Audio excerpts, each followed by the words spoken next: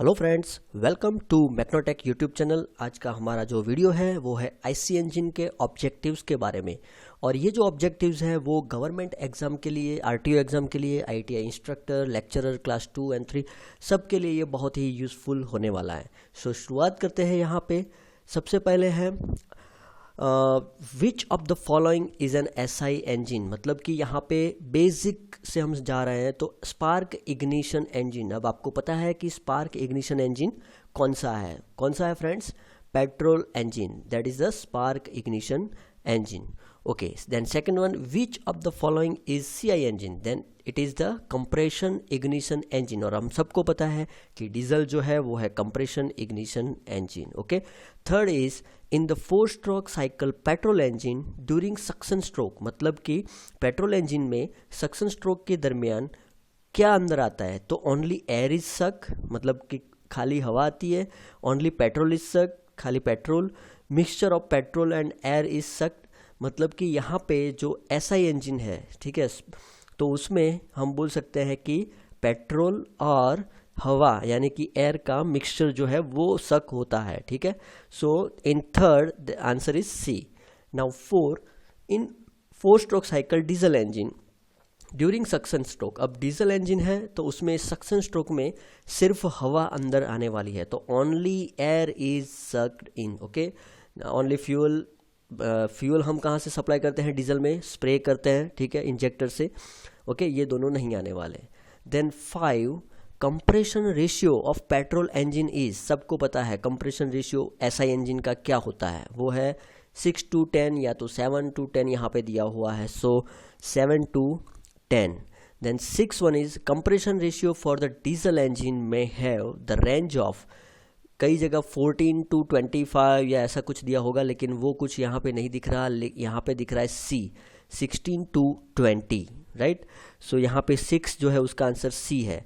Now thermal efficiency of good IC engine at the rated load is the range of, मतलब IC engine में जो thermal efficiency वो around होती है 25 to 35, हम बोल सकते हैं 30 to 35%। ओके, सो 7 में आएगा C. Now carburettor is use for, carburettor किस में यूज़ होता है? तो यहाँ पे एसआई इंजन हम बोल सकते हैं, क्योंकि पेट्रोल इंजन में कार्बोरेटर यूज़ होता है, डीजल इंजन में कहीं पे भी कार्बोरेटर यूज़ नहीं होता।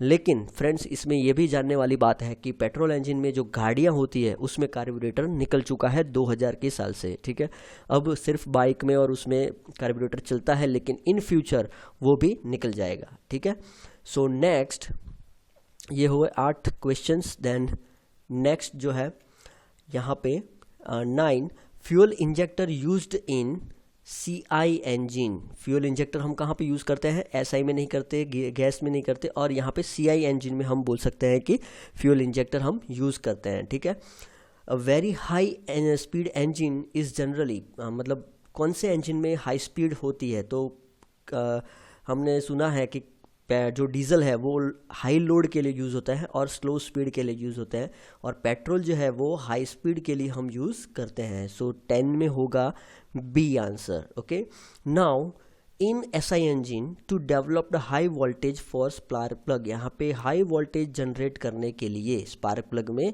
हाई वोल्टेज जनरेट करने के लिए एसआई इंजन में क्या होता है?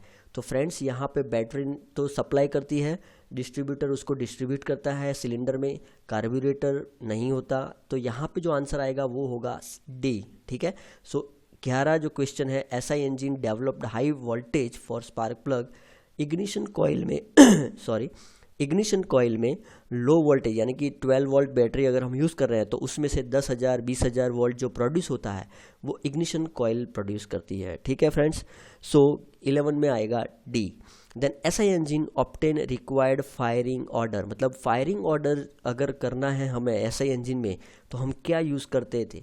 तो यहाँ पे डिस्ट्रीब्यूटर इज इंस्टॉल्ड। डिस्ट्रीब्यूटर अगर आपने देखा हो तो डिस्ट्रीब्यूटर जो है वो 1342 जो 4 सिलेंडर है उसमें हम स्पार्क डिस्ट्रीब्यूट करते हैं, वो डिस्ट्रीब्यूटर से ही करते हैं। ठीक है, उसके बाद नेक्स्ट जो है 13, in petrol engine method of governing is, मतलब पेट्रोल इंजन में हम गवर्निंग मेथड कौन सी यूज़ करते हैं? सो हमें पता है कि हम क्वांटिटी, ठीक है। पेट्रोल इंजन में क्या होता है, हम एयर और फ्यूल की क्वांटिटी को कंट्रोल करते हैं, क्वालिटी नहीं कंट्रोल करते, क्वांटिटी। इसीलिए यहाँ पे जो एसआई इंजन है या तो पेट्रोल इंजन है उसको क्वांटिटी गवर्निंग हम बोलेंगे। और जो डीजल इंजन है, यहाँ पे 14वां क्वेश्चन है उसके बाद का कि डीजल इंजन है उसमें गवर्निंग मेथड जो है वो है क्वालिटी गवर्निंग, क्योंकि उसमें हम क्या करते हैं, इंजेक्टर जो होता है उसमें कितना इंजेक्शन कर रहा है वो क्वालिटी मैटर करता है। इसीलिए यहाँ पे डीजल इंजन को क्वालिटी गवर्निंग बोला गया है, ठीक है। उसके बाद voltage developed to strike the spark in spark plug in the range of, कितनी रेंज होगी फ्रेंड्स, तो हमें यहाँ पे 10,000, 20,000, 25,000, ठीक है, डिपेंड्स वो कितना मतलब कार में अलग होगी और ट्रक मतलब जो बड़े व्हीकल है लोड कैरी करने के लिए उसमें अलग होगी, लेकिन उसकी जो रेंज हम बोल सकते हैं वो 20,000, 25,000 वोल्ट्स उसमें रहता है, ठीक है। उसके बाद इन अ 4 cylinder petrol engine the standard firing order कौन सा है 4 सिलेंडर पेट्रोल इंजन में, तो जैसे कि मैंने आपको बताया पहले फर्स्ट सिलेंडर में होगा, उसके बाद थर्ड सिलेंडर में होगा 1, 3, 4, 2, ओके। सो यहाँ पे आंसर आएगा डी। अब ऐसा क्यों है 1, 3, 4, 2 हमें उसमें क्यों ऐसा करना पड़ता है, तो उसमें दो चीज़ है, एक तो वाइब्रेशन को कम करने के लिए एंड दूसरा जो है उसकी कूलिंग। अगर पहला सिलेंडर में ब्लास्ट होगा उसके बाद तीसरे सिलेंडर में ब्लास्ट होगा तो उसके बीच में गैप रहेगी फर्स्ट एंड सेकंड के बीच में, तो उसमें कूलिंग अच्छा हो पाएगा। तो दो रीज़न है कूलिंग एंड वाइब्रेशन कि जिससे हमें ये फायरिंग ऑर्डर सेट करना पड़ेगा, ठीक है। सो यहाँ पे आंसर आएगा डी, 16 में डी।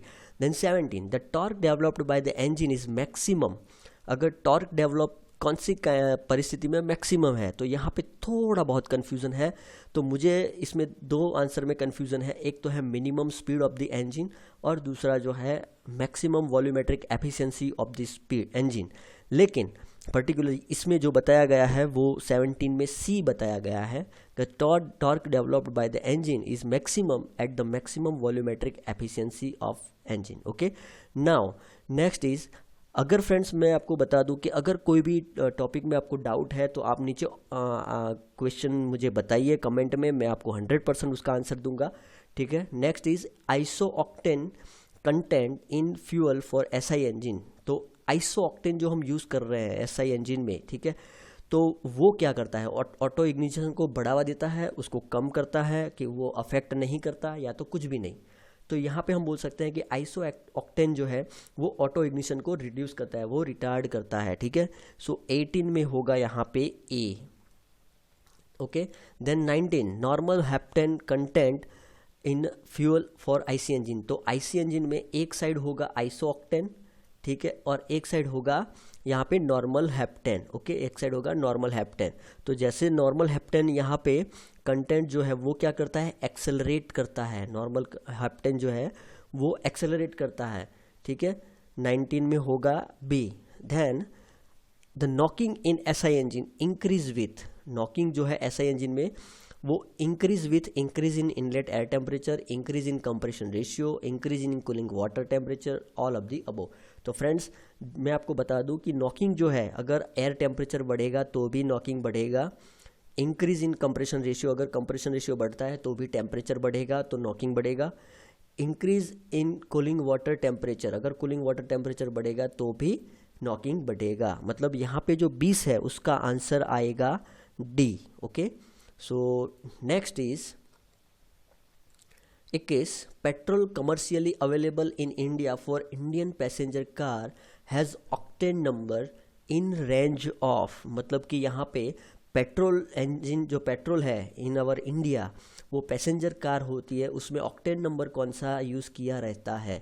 सो यहाँ पे मैं आपको बता दूं कि जो ऑक्टेन है वो ऑक्टेन नंबर वो 80 to 85 यहाँ पे रहता है, ठीक है।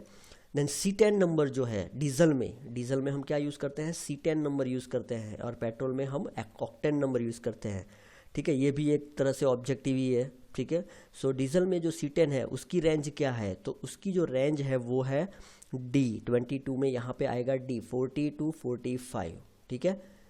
देन द इंजेक्शन प्रेजेंस या तो यहाँ पे लिखा होगा pressure in diesel engine of in order of, मतलब कि इंजेक्शन जो प्रेशर है इन डीजल इंजन, ठीक है, यहाँ पे ऐसा लिखा नहीं है, लेकिन मैं आपको बता दूँ CRDI जो है उसमें यहाँ पे जो आंसर लिखा है उसमें थोड़ी क्वेरी है friends.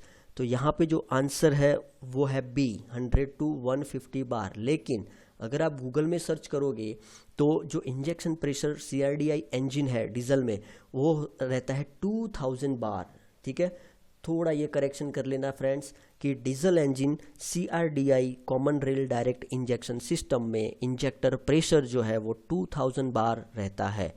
Now ignition temperature of diesel fuel is, ignition temperature for the diesel fuel, तो यहाँ पे 400 डिग्री, यहाँ पे मैं आपको बता दूं कि फ़ारेनहीट होगा, यहाँ पे डिग्री सेंटीग्रेड लिख दिया है, गलत से यहाँ पे लिख दिया है, तो 400 डिग्री फ़ारेनहीट है। या तो हम बोल सकते हैं, अगर मैं आपको क्लियरली बता दूं कि जो डीजल फ्यूल है उसका सेल्फ इग्निशन टेम्परेचर जो है, इग्निशन टेम्परेचर जो है वो डीजल का 210 डिग्री सेंटीग्रेड रहता है, एंड फ़ारेनहीट की बात करें तो 410 फ़ारेनहीट रहता है। और अगर पेट्रोल का भी आपको बता दूं तो पेट्रोल का जो अगर इग्निशन टेम्परेचर हम बोले तो 280 डिग्री रहता है सेंटीग्रेड में, 280 degree centigrade and 536 degree Fahrenheit रहेगा। ठीक है, सो ये पेट्रोल एंड डीजल का इग्निशन टेम्परेचर के बारे में मैंने आपको बताया। Now in a petrol engine delay period, अब डिले पीरियड क्या है फ्रेंड्स, तो जब स्पार्क होगा एंड कंबशन स्टार्ट होगा तो उसके बीच का जो टाइम है उसको हम बोलेंगे डिले पीरियड। ओके, सो पेट्रोल इंजन में डिले पीरियड जो रहता है वो है 0.002 second. Okay, start and spark हो और कंबशन स्टार्ट हो उसके बीच का जो टाइम है वो है 0.002 सेकेंड। ओके, सो 25 में आएगा B. Now 26 space is not the affect in of detonation, मतलब कि इसमें से कौन सा फैक्टर है जो डिटोनेशन में अफेक्ट नहीं होता। तो पहले तो लाउड एंड पल्सेटिंग नॉइज़ यहाँ पे होता ही है, तो ये तो नहीं आने वाला। हाई लोकल स्ट्रेस, मतलब इनसाइड सिलेंडर के अंदर हाई लोकल स्ट्रेस प्रोड्यूस होता है। देन हाई ऑपरेटिंग टेम्परेचर, मतलब कि हाई टेम्परेचर हो जाता है, वो सबको पता है। ठीक है, अब चांसेस है डी का कि अगर डिटोनेशन हो ऐसा इंजन में तो उसमें एफिशिएंसी एंड पावर का लॉस उतना नहीं होता। तो यहाँ पे आंसर हम बोल सकते हैं कि डी है। ठीक है, वैसे तो इसमें थोड़ा बहुत क्वेश्चन मार्क है, लेकिन डी जो है हम इसलिए बोल सकते हैं कि डिटोनेशन क्या होता है फ्रेंड्स, अगर आपने थियरी पढ़ी हो तो डिटोनेशन क्या होता है, जो एंड चार्ज, मतलब कि जो एयर फ्यूल का जो मिक्सचर है, एंड मिक्सचर है, ठीक है, वो अपने आप इग्नाइट होता है और वो लेट में इग्नाइट होता है, तो इसीलिए उसमें पावर का इतना बहुत लॉस नहीं होता। ठीक है, then the ignition quality of petrol engine fuel is expressed, मतलब ये फिर से आया, पेट्रोल इंजन में इग्निशन क्वालिटी जो है वो किससे हम एक्सप्रेस कर सकते हैं, तो जैसे कि मैंने आपको बताया तो आंसर होगा ए, ऑक्टेन नंबर। ठीक है, the capacity of the most mopeds in India, मतलब ये मोपेड्स की बात कर रहे हैं, मुझे लगता है 2 स्ट्रोक की बात कर रहे हैं, इसीलिए यहाँ पे जो आंसर दिया है वो है ए। ठीक है, mopeds in India is 50 cc, लेकिन अभी हम बात करें स्कूटर की, ठीक है, जैसे कि एक्टिवा है वो सब 120 cc या उसके अराउंड मतलब रहते हैं। ठीक है, now space in use for the insulating body of the spark plug, spark plug में इंसुलेटिंग बॉडी में कौन सा मटेरियल यूज़ होता है फ्रेंड्स, तो यहाँ पे एल्यूमिना, यहाँ पे आंसर दिया है aluminium oxide. Okay, so aluminium oxide use होता है insulating as a insulating body. ठीक है, ये मटेरियल यूज़ होता है स्पार्क प्लग में। ओके, सो इसके बाद जो नेक्स्ट है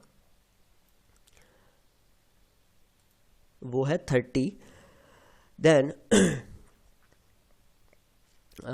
compression ratio in diesel engine is space in comparison of expansion ratio, मतलब कि डीजल इंजन में कंप्रेशन रेशियो एक्सपांसन रेशियो के कंपैरिजन में कम होता है, ज़्यादा होता है, सेम होता है या चेंज होता रहता है। तो यहाँ पे आंसर होगा बी, कंप्रेशन रेशियो ज़्यादा रहेगा एक्सपांसन रेशियो से।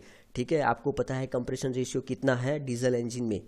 ठीक है, तो एक्सपांसन रेशियो से कंप्रेशन रेशियो ऑलवेज ज़्यादा रहता है, और आपको वाल्व टाइमिंग अगर देखा हो तो उसमें एक्सपांसन रेशियो का जो एंगल है वो भी बड़ा रहता है, ठीक है। Then 31, in an automobile magneto is basically, magneto we are use as a DC generator, ठीक है, ऑल्टरनेटर हम बोल सकते हैं। तो in automobile magneto is basically DC generator, okay. 31, then scavenging is usually done to increase, scavenging हम क्यों use करते हैं? पावर आउटपुट बढ़ाने के लिए यूज़ करते हैं, फ्यूल कंजप्शन के लिए यूज़ करते हैं, थर्मल एफिशिएंसी या स्पीड। तो फ्रेंड्स आंसर रहेगा यहाँ पे पावर आउटपुट, ठीक है। सो 32 आंसर होगा ए, पावर आउटपुट। स्कैवेंजिंग में एक्चुअली स्कैवेंजिंग है क्या? तो जो हमारा बर्न गैसेस है, बर्न होने के बाद जो गैसेस है उसको पूरा का पूरा निकल जाना चाहिए, ताकि अच्छा सा फ्रेश मिक्सचर आए, अच्छी डेंसिटी वाला फ्रेश मिक्सचर आए। और अगर डेंसिटी अच्छी रहेगी, कंप्रेशन अच्छा होगा, तो पावर भी बढ़ेगा, ठीक है। इसीलिए यहाँ पे पावर आउटपुट दिया है answer 32A। Then for a petrol engine for vehicle the air fuel ratio for maximum power generation is in order of, मतलब कि पेट्रोल इंजन में जो एयर फ्यूल रेशियो जो है मैक्सिमम पावर कब जनरेट होता है? तो फ्रेंड्स मैं आपको बता दूं कि बहुत ज़्यादा रिच मिक्सचर भी नहीं होना चाहिए, बहुत ज़्यादा लीन मिक्सचर भी नहीं होना चाहिए। तो यहाँ पे आंसर है बी, ठीक है। ये रिच मिक्सचर है लेकिन स्लाइट रिच मिक्सचर है। स्टोक्योमेट्रिक मिक्सचर क्या है? 15:1, ये हमारा स्टोक्योमेट्रिक मिक्सचर है जिससे कंप्लीट कंबशन होता है। लेकिन यहाँ पे अगर रिच मिक्सचर थोड़ा यूज़ किया जाए तो यहाँ पे 12:1 अगर यूज़ किया जाए तो हमारा पावर जो है वो मैक्सिमम रहेगा। Then 34, the loop scavenging in top of piston is, मतलब जो लूप स्कैवेंजिंग है in the top of piston वो कैसा होगा? तो यहाँ पे आंसर है कंटूर्ड शेप, ठीक है। जो ये जो पिस्टन जो है उसका टॉप लूप स्कैवेंजिंग में उसका शेप रहेगा कंटूर शेप, ओके। देन 35 जो है the part load efficiency of carburettor, part load efficiency carburettor में क्या रहती है फ्रेंड्स? तो यहाँ पे आंसर होगा डी, पुअर। पार्ट लोड यानी समझ लो कि आप 2 जने बाइक में जा रहे हो और आपका कार्ब्यूरेटर यूज़ हो रहा है, ठीक है। अगर आप 1 जना जा रहे हो या 2 जने जा रहे हो तो जो एफिशिएंसी है वो आप 1 जने जाओगे तो भी उतना यूज़ होगा, 2 जने जाओगे तो भी। तो वो अगर एक अकेला बंदा जा रहा है तो वो पार्ट लोड हो गया, ठीक है। अगर 2 की कैपेसिटी है और 2 जा रहा है तो दैट इज़ फुल लोड। तो यहाँ पे हम बोल सकते हैं part load efficiency of carburettor is poor. Then space can work on very lean mixture, तो यहाँ पे बहुत ही लीन मिक्सचर में कौन सा इंजन काम करने वाला है? लीन मिक्सचर में कौन सा इंजन काम करता है? तो कंप्रेशन इग्निशन इंजन। फ्रेंड्स यहाँ पे मैं आपको बता दूं कि 50:1 60:1 तक कंप्रेशन इग्निशन इंजन काम करता है। 50:1 यानी कि 50 ग्राम एयर एंड 1 ग्राम फ्यूल, ठीक है। इसीलिए मैं बता दूं आपको कि जो डीजल है उसकी एवरेज ज़्यादा रहती है पेट्रोल से, क्योंकि उसमें मोस्टली एयर आती है और हम डीजल का इंजेक्शन करते हैं, ठीक है। Now 37, thermal efficiency of IC engine on weak mixture is, thermal efficiency on IC engine weak mixture on weak mixture यानी कि लीन मिक्सचर में थर्मल एफिशिएंसी बढ़ जाती है, ठीक है। आईसी इंजन में लीन मिक्सचर में थर्मल एफिशिएंसी ज़्यादा रहती है। C10 number is measure of, C10 number क्या मेजर करता है? तो जैसे मैंने आपको बताया octane and C10 number it's measure the ignition quality, okay. Then next is 39, okay. So in a SI engine ignition coil perform which of the following function? ignition coil का काम क्या है? मैंने आपको बता दिया है ऑलरेडी। ignition coil का काम है वोल्टेज को बढ़ाना, ठीक है। सो इसका काम है supply the high voltage of spark to the spark plug, ठीक है।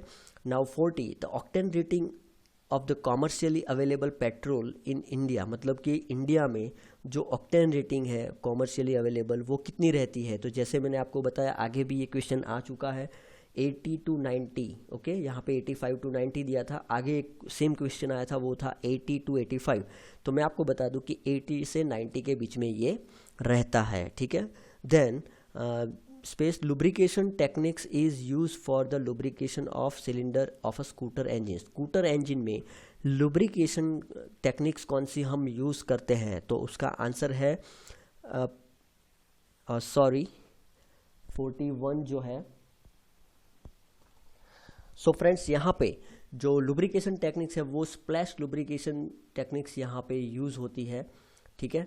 स्प्लैश लुब्रिकेशन जिसमें हम बोल सकते हैं कि वो थ्रो करता है, जो बेरिंग है वहाँ पे जो लुब्रिकेशन थ्रो करता है, जो डीप पहले उसका जो लुब्रिकेशन है वो एक जगह पे इकट्ठा हुआ रहता है, फिर वो क्रैंकशाफ्ट से उस पर स्प्लैश करता है, ठीक है। Then 42 in 4-stroke engine camshaft rotate at blank the crank shaft speed, मतलब कि क्रैंक शाफ्ट जो है और कैम शाफ्ट है ये दोनों के रोटेशन में क्या डिफरेंस है। तो अगर क्रैंक शाफ्ट 2 रिवॉल्यूशन कंप्लीट करती है तो कैम शाफ्ट 1 रिवॉल्यूशन कंप्लीट करती है, ठीक है फ्रेंड्स। एक साइकिल में मैं आपको बता दूं, एक साइकिल में क्रैंक शाफ्ट 2 रिवॉल्यूशन कंप्लीट करती है and cam shaft 1 revolution complete करती है, ठीक है। सो यहाँ पे आंसर होगा ए, 42 में आंसर होगा ए, ठीक है। देन यहाँ पे 43 जो है, the minimum number of rings in a piston, minimum number of ring in a piston. तो वैसे तो हम बोल सकते हैं कि यहाँ पे 2 आंसर है 43 में, ठीक है, ए। लेकिन मिनिमम नंबर जो है वो है, एक तो कंप्रेशन, ठीक है, दूसरी 2 कंप्रेशन रिंग लगी रहती है, ठीक है, उसके लिए 2 स्लॉट होते हैं, और तीसरा जो स्लॉट रहता है वो होता है ऑयल रिंग, ठीक है। तो ऑयल रिंग क्या काम करती है, नीचे से ऑयल को ऊपर नहीं जाने देती, और कंप्रेशन रिंग क्या काम करती है, कंप्रेशन बनाए रखने में, ठीक है। सो मिनिमम हम बोल सकते हैं कि एक कंप्रेशन एंड एक ऑयल रिंग रहती है, तो यहाँ पे 2 आंसर होगा। 44 the process is not associated with diesel cycle, यहाँ पे कौन सी प्रोसेस जो है वो डीजल साइकिल से एसोसिएट नहीं है। अब यहाँ पे मैंने डीजल साइकिल बना दी है, तो यहाँ पे आप बोल सकते हो ये कांस्टेंट प्रेशर प्रोसेस है, कांस्टेंट वॉल्यूम प्रोसेस है, यहाँ पे एडियाबेटिक प्रोसेस है, ठीक है। तो यहाँ पे आंसर होगा D, isothermal process is not associated with diesel cycle. Now hunting occurs due to which of the following, मतलब हंटिंग अगर आपने गवर्नर पढ़ा हो, ठीक है, तो फंक्शन ऑफ गवर्नर पढ़ा हो, तो जो हंटिंग है वो क्यों, तो ओवर कंट्रोल, अगर गवर्नर हमारा सेंसिटिव हो तो उसमें हंटिंग यानी कि अप डाउन मोशन जल्दी से होगा, तो अगर ओवर कंट्रोल है गवर्नर तो उसमें हंटिंग होने के चांसेस है, ठीक है। Then maximum torque is generated by the engine when, ये दूसरी बार आया फ्रेंड्स, यहाँ पे बताया गया है कि जो मैक्सिमम टॉर्क कब जनरेट हो रहा है इंजन में, तो यहाँ पे जो आंसर है वो है it runs at the lowest speed, ठीक है। लेकिन ये दोनों के बीच में कन्फ्यूज़न है कि लोएस्ट स्पीड में यहाँ पे जो आंसर है लोएस्ट स्पीड है, और आगे जो क्वेश्चन था उसमें आंसर था कि अगर वॉल्यूमेट्रिक एफिशिएंसी हाईएस्ट है तो वहाँ पे मैक्सिमम टॉर्क प्रोड्यूस होगा। तो ये दोनों के बीच में थोड़ा कन्फ्लिक्ट है, ठीक है। Now 47 with the increase of number of cylinder in a multi-cylinder engine power to weight ratio, अगर समझ लो कि ये इंजन है, ठीक है, और आप यहाँ पे सिलेंडर जो है वो नंबर ऑफ सिलेंडर यहाँ पे बढ़ा रहे हो, ठीक है। So increase the number of cylinder in a multi cylinder engine power to weight ratio decrease, ठीक है। अगर आप समझ लो कि अगर 70 HP मैं यहाँ पे 3 सिलेंडर में जनरेट कर रहा हूँ, ठीक है, या तो 70 HP मैं 4 सिलेंडर में जनरेट कर रहा हूँ, तो 4 में क्या होगा, वेट ज़्यादा हो जाएगा और पावर उतना ही है। लेकिन अगर मैं 4 की जगह 3 सिलेंडर में सेम पावर प्रोड्यूस करूँ तो वो क्या होगा, पावर टू वेट रेशियो, ठीक है। सो यहाँ पे बोल सकते हैं कि जितना सिलेंडर बढ़ाओगे तो उसका वेट बढ़ेगा, तो power to weight ratio decrease होगा। सो 47 में आंसर होगा 47 में आंसर होगा A. Then lean air fuel mixture is required for, lean air fuel mixture क्यों चाहिए हमें।